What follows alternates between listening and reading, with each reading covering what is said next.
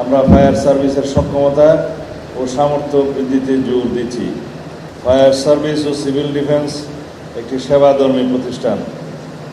গতি, সেবা ও ত্যাগের মন্ত্রে উজ্জীবিত এই বাহিনীর প্রত্যেক সদস্য যে কোনো দুর্যোগ, দুর্ঘটনা ও সংকটময় মুহূর্তে সাধারণ জনগণের জান মাল রক্ষায় নিজেদের জীবনের ঝুঁকি নিয়ে কাজ করেন। বাংলাদেশের মানুষের কাছে তারা এখন নির্ভরতার প্রতীক হিসেবে নিজেদের তুলে ধরতে সক্ষম হয়েছে। বিভিন্ন অগ্নি দুর্ঘটনা সহ যে কোনো দুর্যোগে তাদের পেশাদারী মনোভাব, সাহস, ত্যাগ ও সেবামূলক কার্যক্রম জাতির আস্থা অর্জন করেছে।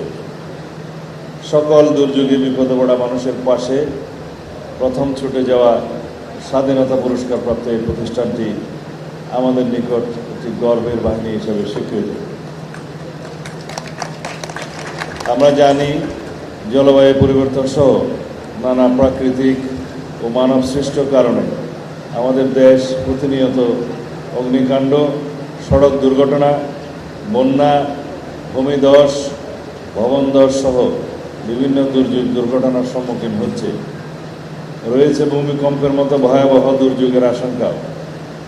এই পরিস্থিতিতে ফায়ার সার্ভিস ও সিভিল ডিফেন্সের ভূমিকা দিন দিন আরও গুরুত্বপূর্ণ হয়ে উঠছে।